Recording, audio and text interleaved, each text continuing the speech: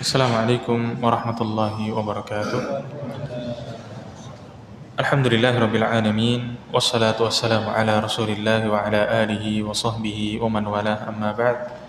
Ikhwas sekalian, Bapak, Ibu-ibu, saudara-saudari kaum muslimin dan muslimat yang mudah-mudahan senantiasa dirahmati oleh Allah Subhanahu wa taala. Melanjutkan pembahasan kita yang kemarin terkait dengan masalah tawaf. Setelah seseorang selesai dari ibadah tawafnya, maka dan segala macam hal-hal yang berkaitan dengan tawaf, termasuk sholat di belakang makam Ibrahim, kemudian minum zam-zam dan seterusnya, maka apa? Dia sekarang bergerak menuju ibadah yang berikutnya, yakni sa'i. Sa'i bermakna berjalan dari Bukit Safa menuju Marwa dengan niat ibadah umroh atau haji sebanyak 7 lintasan yang dimulai dari Safa dan berakhir di Marwa. Nah, maka kita akan bahas sekarang tahapan-tahapannya. Ketika seseorang selesai dari tempat tawaf, maka hendaknya dia berjalan menuju Bukit Safa. Dan ketika sudah sampai di kaki Bukit Safa, dia mengucapkan Innas Safa wal Marwata min sya'airillah abda'u bima bada Allahu bihi. Bahwasanya Nabi SAW ketika naik ke atas Bukit Safa, mulai menanjak begitu, maka beliau mengucapkan Innas Safa wal Marwata min sya'airillah abda'u bima bada Allahu bihi. Jika seseorang melaksanakan ibadah umroh pada saat ini, maka selesai dari lintasan tawaf, maka orang yang telah menyelesaikan tawaf itu pasti sudah diarahkan jalannya menuju Safa. Walaupun ada celah-celah untuk pergi ke Marwah, ada, cuma kita itu nanti seperti diarahkan modelnya. Di sini ditutup, di sini ditutup, di sini ditutup, ujung-ujungnya kita keluarnya nanti Safa. Dan harus diingat ketika pelaksanaan sa'i, tempat mulainya atau startnya itu adalah di Safa. Di Safa. Pada saat seseorang itu sudah mendekat ke Bukit Safa, maka apa? Kalau dia sa'i di lantai yang paling bawah dari Masjidil Haram, maka akan ada seperti tanjakan begitu modelnya. Dan tanjakan ini bentuk lantainya beda. Lantainya itu kotak-kotak kecil gitu bentuknya. Lantai itu kotak-kotak kecil sehingga naik menanjak begitu. Maka menanjak itulah, pada saat menanjak itulah di mana seseorang mengatakan kalimat Innas Safa wal Marwata min sya'airillah abda'u bima bada Allahu bihi.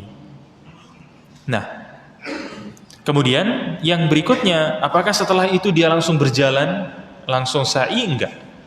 Ada ibadah lain yang mesti dikerjakan. Apa itu? Ketika berada di Bukit Safa, berdiri menghadap kiblat, mengesahkan Allah, bertakbir, memujinya, kemudian berdoa sambil mengangkat tangan. Nah, di bawah itu ada, saya kutipkan sebuah gambar, hanya saja berbahasa Inggris, tapi tulisan bahasa Inggris itu nggak terlalu penting. Di situ ada tulisan Safa, maksudnya Safa, Bukit Safa. Kemudian di situ ada Ka'bah. Jadi orang yang berdiri di Bukit Safa, maka dia akan sangat mudah melihat ke arah Ka'bah, mudah sekali. Beda nanti dengan di Marwah, beda. Maka apa yang dilakukan ketika naik ke Bukit Safa, sudah sampai di Bukit Safa itu, maka dia menghadapkan dirinya ke arah kiblat, jadi ke arah Ka'bah. Mudah untuk mencarinya, itu mudah sekali, itu gampang, itu karena kelihatan Ka'bahnya, itu kelihatan. Setelah itu apa? Dia berdiri menghadap kiblat, mengesahkan Allah, bertakbir, memujinya, kemudian berdoa sambil mengangkat tangan. Kemudian di situ dituliskan the sa'i area is approximately setengah kilo each around. Jadi setiap sekali jalan itu sekitar setengah kilo. Nah, kalau menurut saya kayaknya lebih. Kalau menurut saya nggak tahu ya kalau ini. Menurut saya kayaknya lebih dari setengah kilo. Jadi kalau di total selesai dari sa'i itu perjalanan sekitar 3,5 kilo. Itu belum tawafnya. Ya. Jadi seperti itu. Tapi itu nggak terlalu penting. Karena mau 3 kilo, mau 4 kilo, mau 5 kilo itu nggak akan terasa ketika kita beribadah di sana. Nah, maka hal yang dilakukan ya adalah apa? Pertama dia bertakbir. Itu suara apa ya dari tadi? Suara apa itu? Ya, mohon dimatikan dulu. Ya.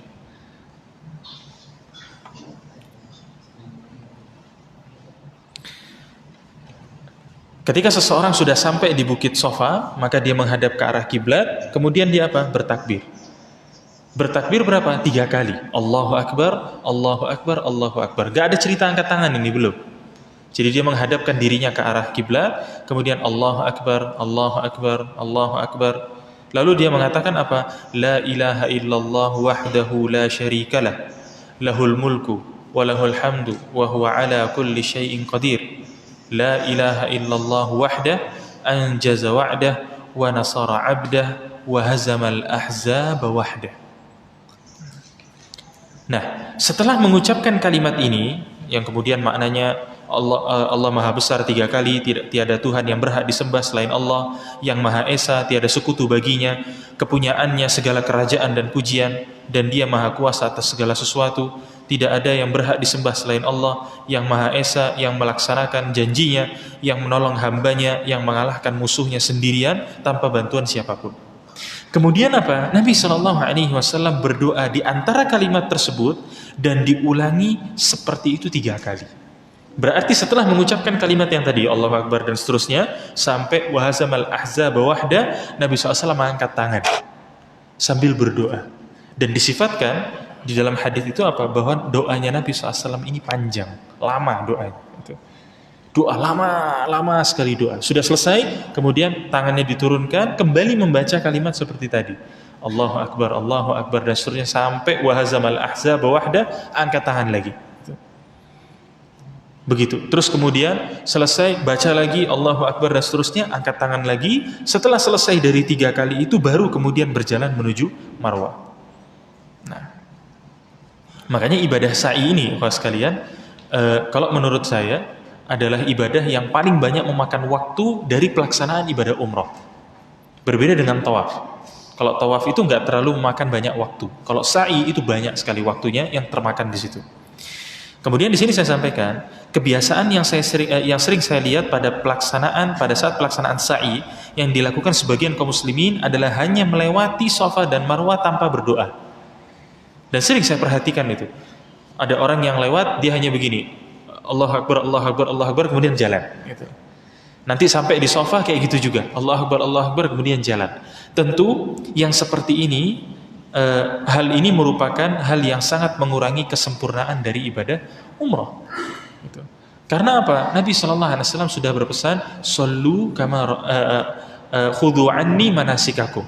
Ambil dariku tata cara ibadah haji kalian. Ambil dari Nabi. Gitu. Nabi SAW doa, maka kita berdoa. Ya. Dan kebanyakan dari kaum muslimin tidak melaksanakan kegiatan ini. Gitu. Ada yang melaksanakannya, ada, tapi mayoritasnya tidak. Gitu. Jadi seperti itu. Maka sebaiknya jangan ditinggal. Kemudian apa? Melihat dari doa yang dilakukan oleh Nabi Sallallahu Alaihi Wasallam ini, kemudian dilakukan sampai 3 kali, doanya itu sangat panjang. Maka saya meyakini bahwasannya doa pada saat ini adalah doa yang sangat mustajab. Karena Nabi SAW melakukan 3 kali. Dan ini baru di Safa ya. Nanti di Marwah ada lagi pembahasannya. Ini baru di Safa. Nabi SAW melakukan 3 kali. Doanya panjang-panjang. Lama doanya itu. Maka apa? Saya meyakini bahwa doa yang dilakukan pada tempat-tempat ini adalah doa-doa yang sangat mustajab. Nah, setelah kemudian selesai dari bacaan doa tersebut, baru kita bergerak menuju Marwah. Jadi seperti itu. Nah,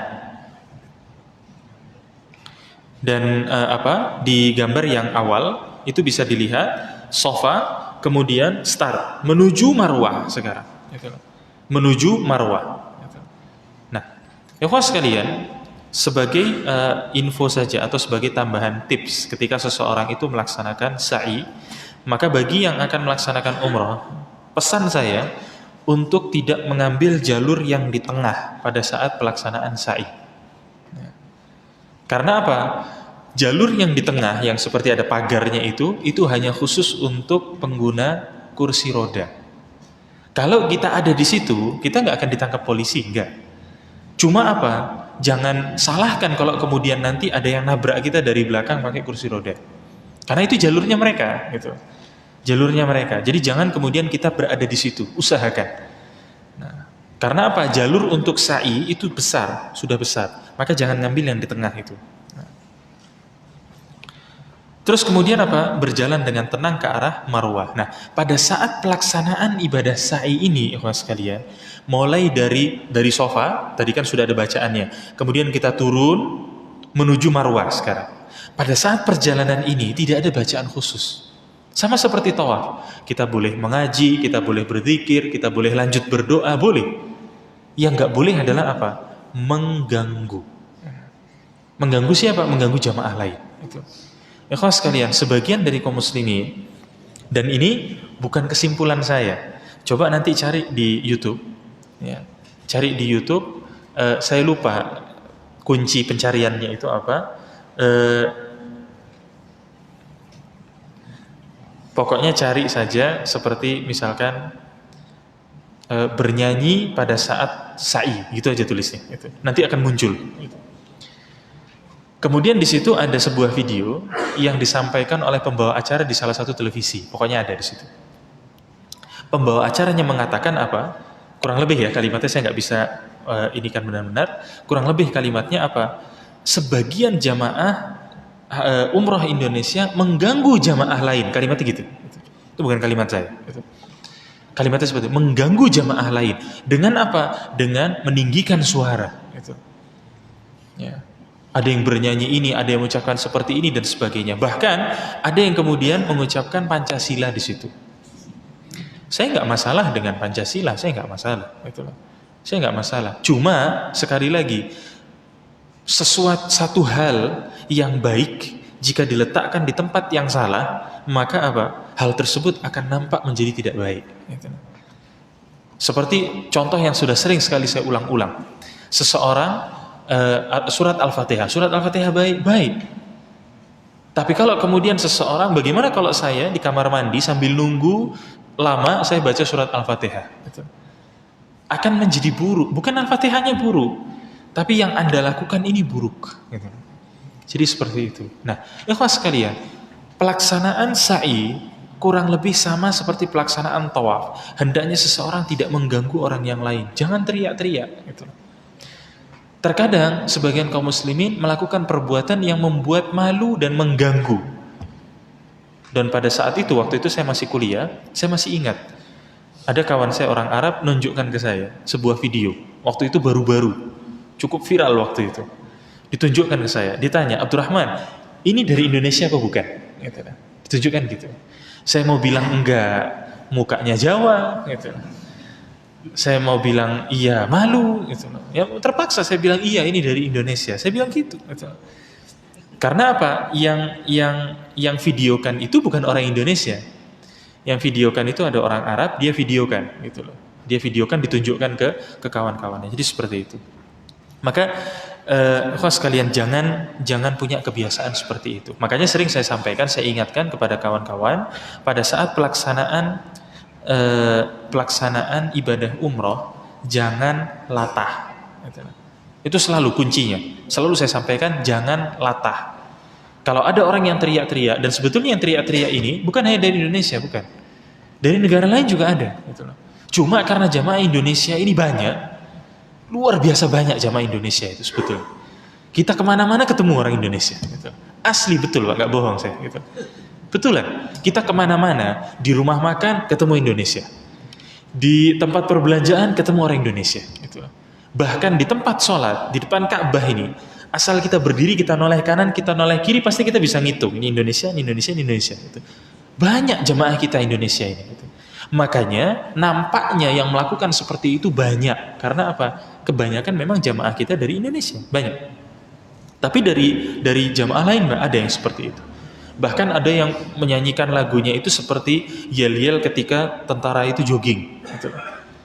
Pernah lihat tentara yang lari itu kan biasanya menyanyikan apa itu, saya tidak paham. Apa yang dinyanyikan saya tidak tahu. Mirip seperti itu. Jadi kayak tentara lari surut kayak gitu. Ini ibadah, mas sekalian. Ini ibadah. Maka jangan kemudian kita rendahkan ibadah yang mulia ini. Baik.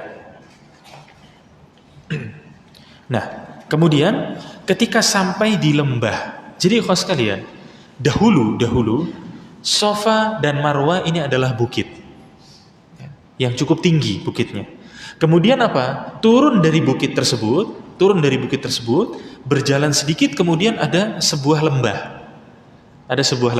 Baru kemudian jalan naik lagi ke bukit Marwah. Jadi asalnya seperti itu. Lah sekarang lembah ini sudah tidak ada. Jadi sudah diratakan. Kemudian lembah ini diganti tandanya dengan diberikan lampu berwarna hijau. Makanya selalu saya sampaikan, lampu berwarna hijau yang ada di Masjidil Haram itu semua ada maknanya. Kecuali kalau kita sendiri yang bawa lampu hijau, itu nggak ada artinya.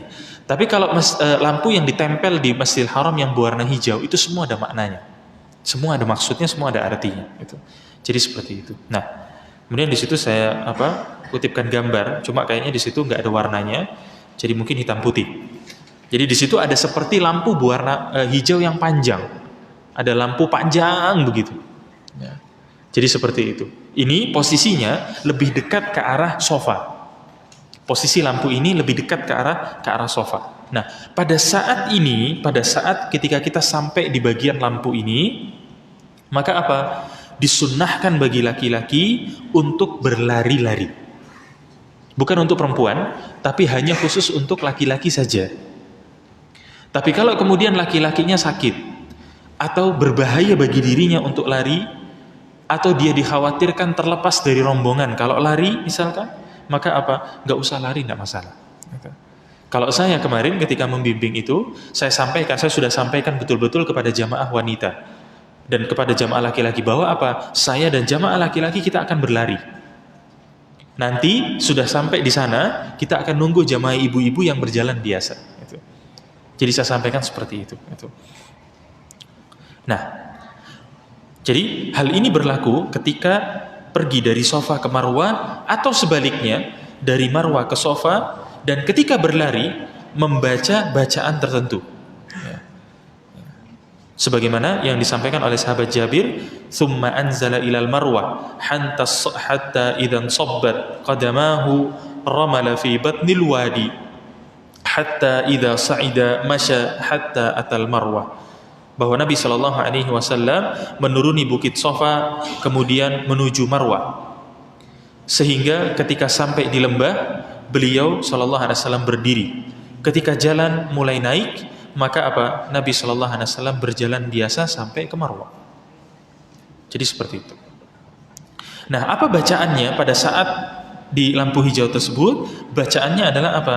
Rabbighfir warham innaka antal a'azzul akram. Ini doa yang dibaca oleh Nabi SAW di antara lembah tersebut. Jadi ketika turun di lembah itu, beliau membaca ini. Nah sekarang, kalau kemudian kita sampai di tempat ini, maka kita membaca kalimat tersebut. Rabbighfir warham innaka antal a'azzul akram. Lepas dari lampu hijau tadi, kita berjalan biasa dan tidak ada bacaan-bacaan khusus.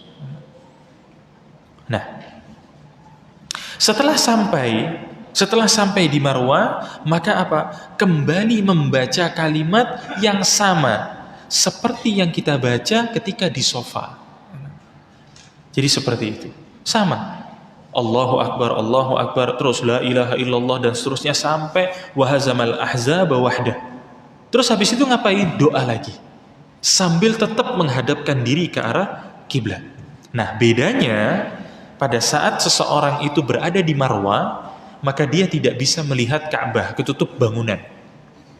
Dari dulu sampai sekarang, kalau seseorang itu berada di Marwah, dia nggak akan bisa melihat Ka'bah dengan jelas, karena ketutup bangunan, nggak kelihatan. Lah terus gimana caranya?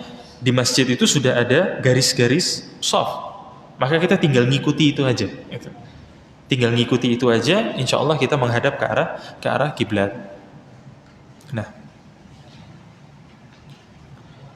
Nah, di sini saya tulis kalimat dari saya melihat bahwa Nabi tidak pernah meninggalkan hal ini.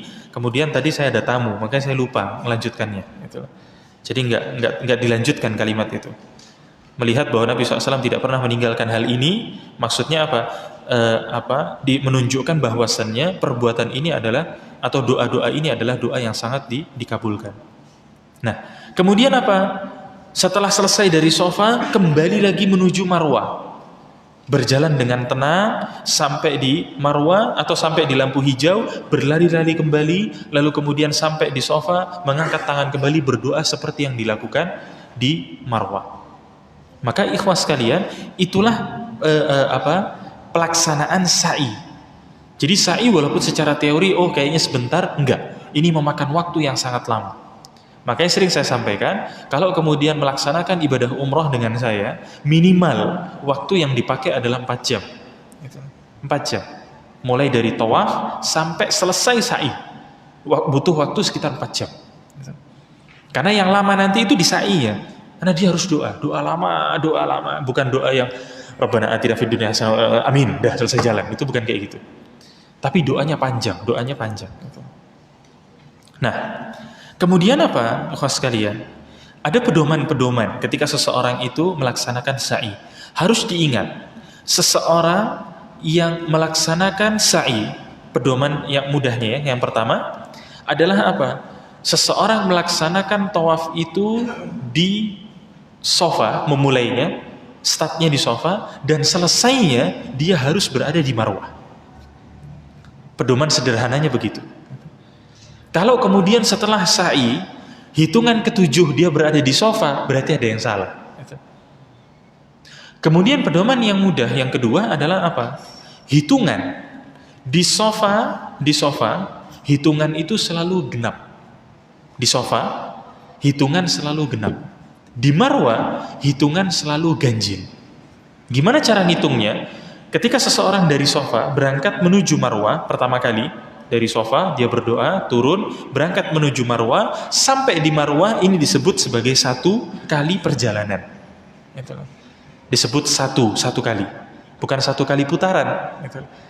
Yang unik dari sebagian kaum muslimin, ada yang salah membaca, disangka sa'i pun harus 1 kali putaran. Sehingga apa? Dari Safa sampai Safa itu dihitung 1.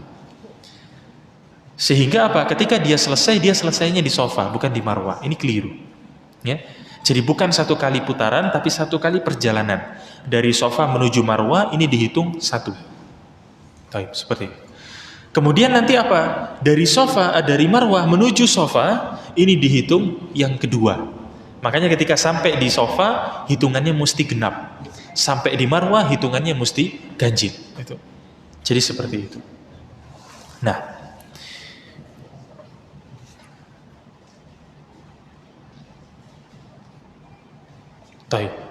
kemudian ibadah sa'i memiliki kaidah yang mudah. Seseorang yang memulai sa'i di Safa kemudian berakhir di Marwah, maka sudah benar hitungannya. Jadi mudah sekali kaidahnya. Nah, kemudian ikhwas sekalian, setelah menyelesaikan hal tersebut, maka apa? Telah selesailah ibadah sa'i seseorang. Tapi apa? Ibadah umrohnya belum selesai, belum lengkap. Ya, jadi ibadah sa'inya sudah selesai, tapi tata cara atau rangkaian ibadah umrohnya belum selesai. Masih ada 1 lagi yang tersisa. Apa itu? Yang disebut dengan tahallul. Seseorang yang telah selesai melaksanakan ibadah sa'i, maka langkah akhir adalah apa? Atau langkah terakhir adalah tahallul, atau keluar dari keadaan haramnya. Kan pada saat pelaksanaan ibadah umroh, kita kan dalam keadaan berihram. Kan gitu. Kita haram melakukan ini, haram melakukan itu, banyak hal. Lah sekarang kita ingin melepaskan diri kita dari keadaan haram tersebut. Maka apa yang menghalalkannya? Makanya disebut dengan tahallul. Apa yang menghalalkannya? Yang menghalalkannya adalah apa? Mencukur rambut. Pelaksanaan mencukur rambut ini, ikhwas sekalian, didasarkan dalam sebuah hadis yang bersumber dari sahabat Jabir radhiyallahu an, bahwasannya apa? Dia mengatakan annahu hajja ma'an Nabi sallallahu alaihi wasallam. Bahwasannya dia haji bersama dengan Nabi SAW. Kemudian Nabi SAW bersabda, ahillu min ihramikum bitawafil bait wa bainas safa wal marwah wa qassiru. Nabi SAW mengatakan kepada para sahabatnya setelah selesai umrah, bertahallullah dari ihram kalian setelah tawaf dari Ka'bah dan sa'i antara Safa dengan Marwah, dan pendekkanlah rambut kalian. Akan tetapi didapati hadis yang lain yang menunjukkan bahwasannya pada saat pelaksanaan tahallul yang paling utama adalah seseorang itu mencukur habis rambutnya, bukan sekedar dipendekkan. Kemudian para ulama mengatakan, kenapa kok hadis yang pertama itu Nabi hanya mengatakan memendekkan? Karena hadis ini pembahasannya terhadap masalah haji. Haji itu tahallulnya 2 kali. Pada saat umroh tahallul sekali, kemudian nanti pada saat haji tahallul lagi. Maka kalau sudah dicukur habis, apalagi yang mau dicukur nanti pada saat haji? Jadi seperti itu. Nah, hadisnya apa? Bahwasannya Rasulullah Shallallahu Alaihi Wasallam pernah berdoa, Allahumma ghfir lil muhalliqin. Ya Allah, ampunilah dosa orang-orang yang mencukur rambutnya. Mencukur rambutnya. Jadi halq itu artinya mencukur dengan pisau, mencukur sampai habis. Bahasa kita tuh botak licin, gitu. Sampai habis, nggak ada lagi rambutnya. Maka para sahabat mengatakan, ya Rasulullah, wal muqassirin. Wahai Rasulullah, bagaimana dengan yang memendekkan saja? Memendekkan. Pendek itu, walaupun setengah senti itu tetap disebut dengan muqassirin. Dia tidak disebut dengan hal. Walaupun cuma 3/4 senti, Ustaz. Walaupun 3/4 senti. Itu. Walaupun 2 mili, walaupun 2 mili. Itu tidak disebut dengan hal.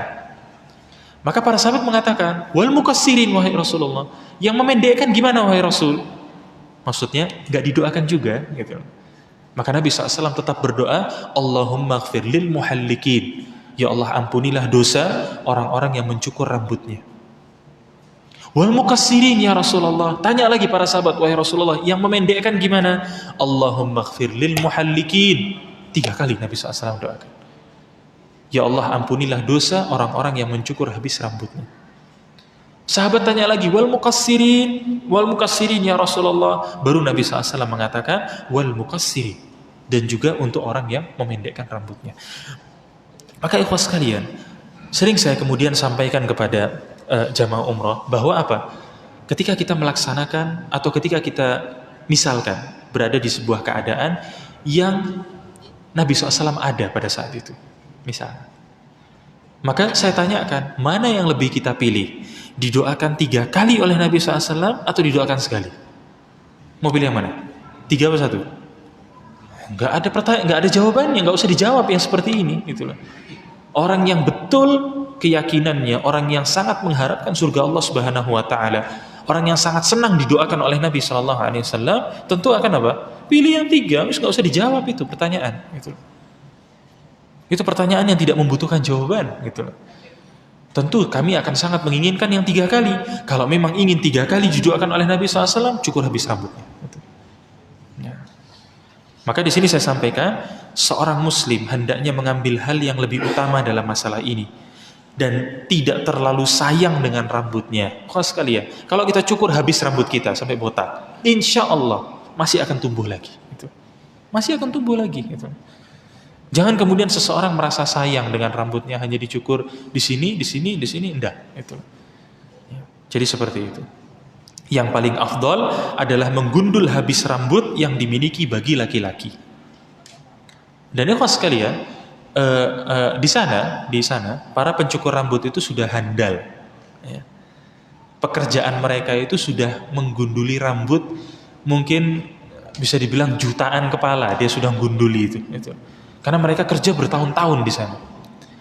Maka ketika menggunduli rambut, itu terkadang mereka menggunduli itu sambil ngobrol. Dan pelaksanaannya cepat sekali. Jadi mereka itu kalau menggunduli rambut, itu nggak seperti di kita. Alat cukur yang biasa buat cukur ini, di kita itu, biasanya yang dilakukan oleh orang kita apa? Silet dipotek 2, kemudian dimasukkan di situ. Ya kan? Kalau di sana enggak. Alatnya itu sekali pakai buang. Alat-alatnya itu sekali pakai buang. Jadi mereka ada 1 kotak, isinya alat itu semua. Dikeluarkan, dibuka bungkusnya, itu dipakai untuk kita. Selesai buang. Nanti buka lagi yang baru. Jadi seperti itu. Jadi tidak lama. Buka, seret, sudah pasti tajam. Kemudian nanti rambut kita dikasih sesuatu, cairan begitu. Kemudian dia akan seperti nyisir kita gitu. Seperti nyisirin kita. Langsung seret, selesai. Udah, gitu. Langsung gundul. Gitu. Jadi seperti itu. Maka nggak perlu kemudian khawatir nanti gini, enggak. Insya Allah enggak. Mudah. Adapun wanita, maka hendaknya yang dilakukan adalah mengumpulkan seluruh rambutnya bagian bawah, kemudian dia gunting. Dia gunting hanya sekitar seruas jari saja, tidak usah terlalu banyak. Jadi rambutnya dikumpulkan, rambut wanita itu dikumpulkan, lalu kemudian yang lebihnya ini di bagian bawahnya itu yang kemudian digunting. Setelah itu wanita selesai dari tahallul. Jadi seperti itu. Maka ikhwah sekalian, kalau kemudian melaksanakan umroh, cukur habis rambutnya. Tidak usah sayang-sayang dengan rambut. Ya. Tumbuh lagi kok insya Allah. Tumbuh lagi insya Allah. Nah, terus kemudian tersisa pembahasan terakhir, apakah disyariatkan untuk umroh berkali-kali dalam sekali perjalanan? Ini sebetulnya pembahasannya panjang, cuma saya ringkas saja pembahasannya. Hal ini sering sekali ditanyakan oleh sebagian kaum muslimin. Ada yang sudah mengamalkannya dan ada juga yang memilih tidak mengamalkannya. Maksudnya apa sih? Dalam sekali perjalanan, satu kali trip itu, jamaah umroh melaksanakan umroh berkali-kali. Jadi setelah selesai tadi tahallul, sudah selesai, maka nanti dia akan pergi lagi, pakai ihram lagi, kemudian jalan lagi. Itu di waktu yang sama, misal. Sehingga sekali pergi, dia bisa melaksanakan umroh sampai 7 kali, misalnya. Nah, maka kaum muslimin yang melaksanakannya berpendapat bahwa ini adalah perjalanan yang langka, yang mungkin saja tidak akan terulang kembali. Maka mumpung masih ada di situ, laksanakan umroh berkali-kali. Maka bapak saya, Ustaz Mubarak rahimahullah, beliau menjulukinya sebagai umroh mumpung. Mumpung di sana. Maka beliau katakan umroh mumpung. Nah, kaum muslimin yang memilih untuk tidak melaksanakan umroh berkali-kali berpendapat, satu, Nabi SAW tidak pernah melakukan. Itu sudah menjadi hal yang cukup telak, gitu loh. Nabi nggak pernah melakukannya. Kemudian dikatakan, tapi kan Nabi SAW itu perjalanannya mudah, cuma perjalanan darat. Kalau kita kan jauh, biayanya besar. Taib. Kemudian di situ yang kedua, kebutuhan akan umroh berkali-kali telah ada di zaman Nabi. Kebutuhan itu sudah ada. Terlebih terhalangnya Nabi SAW untuk memasuki Mekah pernah terjadi pada saat perjanjian Hudaybiyah pada tahun 6 Hijriah. Nabi SAW pernah berangkat 8 hari, perjalanan 8 hari, perjalanan darat, sampai di sebuah tempat dihalangi, gak boleh masuk. Dalam keadaan ihram itu. Tidak boleh masuk. Bayangkan ya sekali, karena kota Mekah masih dikuasai oleh kaum Quraisy, kaum kafir Quraisy maksudnya. Dihalangi, nggak boleh masuk Mekah. Perundingan ini dan sebagainya sampai dikirim sahabat Utsman bin Affan, tetap nggak diizinkan. Suruh balik tahun depan. Itu. Bayangkan itu. Disuruh balik tahun depan. Itu.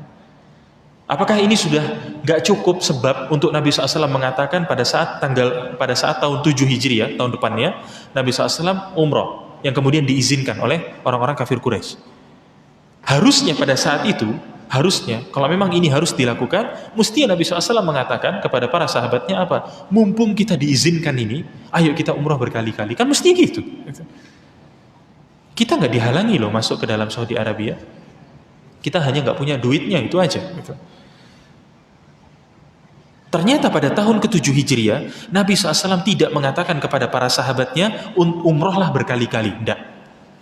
Begitu pula para sahabatnya, tidak ada satupun yang inisiatif. Tidak mengatakan, wahai Rasul, ini kan kita nggak tahu lagi kapan kita kesini. Iya, kalau nanti kita datang lagi, kaum kafir Quraisy nggak akan menghalangi. Kalau menghalangi gimana? Maka ayo kita laksanakan. Tidak ada yang kayak gitu. Tidak ada. Kemudian apa? Masih banyak amalan lain yang memiliki keutamaan yang pasti. Seperti apa? Memperbanyak tawaf. Karena Hajar Aswad akan dihadirkan nanti untuk menjadi saksi. Menjadi saksi orang-orang yang telah tawaf di Ka'bah. Dia akan menjadi saksi. Fulan, dia itu tawaf. Fulan ini memperbanyak tawaf. Fulan ini dia akan menjadi saksi di hadapan Allah Subhanahu wa taala. Perbanyak tawafnya, gitu. Kalau perlu habis setiap sholat, cuma nggak saya anjurkan, itu loh. Nah kalau setiap sholat tawaf terus, biasanya teler nanti, itu loh. Biasanya itu 1 hari kuat, 2 hari kuat, hari ketiga nggak akan ke masjid lagi, itu loh. Karena demam, biasanya seperti itu, ya demam. karena cuacanya yang ekstrim. Selain itu apa? Sholat di Masjid Quba, bukan yang di Paris 2, yang di Madinah maksudnya, itulah. Yang di Madinah maksudnya. Dan hal ini akan kita bahas di pertemuan yang akan datang, ya. Jadi sholat di Masjid Quba yang di Madinah itu ada keutamaan khusus, dan keutamaannya setara dengan umroh, sama. Gitu. Maka apa? Lakukan yang ini daripada harus umroh berkali-kali. Gitu. Ya, jadi seperti itu. Nah, maka itu ya ikhwas sekalian, dan insya Allah nanti di pertemuan berikutnya, kalau tidak ada rapat bulanan asatid, kalau misalkan ada berarti nanti ditunda di pertemuan yang lain. Akan insya Allah kita bahas terkait dengan posisi-posisi atau bagian-bagian dari Masjidil Haram atau dari bagian Ka'bah yang mesti kita datang ke sana, dan bagian-bagian yang nggak perlu untuk kemudian kita datang atau kita pegang atau kemudian kita cium dan sebagainya. Ya. Itu insya Allah nanti akan kita bahas di pertemuan berikutnya. Nah, kemudian di sini ada pertanyaan. Bagaimana hukum seseorang yang melaksanakan sholat, berzikir dan berdoa hanya di dalam hati, tanpa menggerakkan mulut atau bibir sama sekali? Ikhwas sekalian, jika yang dimaksud di sini orangnya adalah orang yang bisu, nggak bisa ngomong, maka apa? Hendaknya dia melaksanakan ibadah-ibadah ini sesuai dengan kemampuan. Dia bisanya apa? Karena dia nggak bisa ngomong, nggak usah. Gitu. Tapi jika yang ditanyakan ini adalah orang yang normal, artinya dia bisa berbicara, maka para ulama menjelaskan bahwa pelaksanaan sholat itu bacaannya mesti dibaca. Yang namanya membaca itu ya kayak tadi barusan saya baca. Gitu. Baca. Gitu. Kalau saya diam, ini tidak membaca, ini melihat huruf. Membaca Al-Quran juga seperti itu. Kalau kemudian kita hanya buka mushaf Quran kemudian kita begini, ini tidak disebut dengan membaca. Kita hanya melihat huruf, yang kemudian huruf itu kita rangkai di dalam otak kita. Kemudian kita memahami rangkaian huruf tersebut, tapi membaca tidak. Sama seperti, karena apa? Yang namanya membaca itu adalah apa? Menggerakkan bibir atau menggerakkan lidah dengan kalimat-kalimat yang difahami. Itu yang disebut dengan membaca atau berbicara. Maka sama halnya, kalau kemudian saya duduk di sini, kemudian selama 40 menit, saya hanya begini. Hanya begitu toh, misalkan. Apakah dikatakan, ini Ustadz ceramahnya bagus sekali? Gitu. Apakah gitu? Enggak. Kita akan mengatakan ngomong. Tapi saya bilang, enggak, saya sudah ngomong dalam hati. Gitu. Tidak dianggap omongan seperti itu. Gitu. Maka di dalam sholat, seseorang hendaknya baca. Gitu. Hanya suaranya jangan keras. Suaranya jangan keras. Baca, maka nggak ada istilahnya membaca dalam hati, itu nggak ada. Kalau kemudian kita lihat di dalam hadits-hadits, kita akan melihat para sahabat bahkan bisa tahu apa yang Nabi SAW baca. Karena terkadang Nabi SAW keraskan doanya. Doa di dalam sujud dikeraskan. Bukan bacaan sujud ya. Doa di dalam sujud Nabi SAW kadang keraskan. Makanya sahabat bisa dengar, oh Nabi bacanya begini. Itu. Jadi seperti itu. Begitu pula di dalam zikir dan doa. Hendaknya seseorang jangan diem gini, diem gitu, jangan. Itu.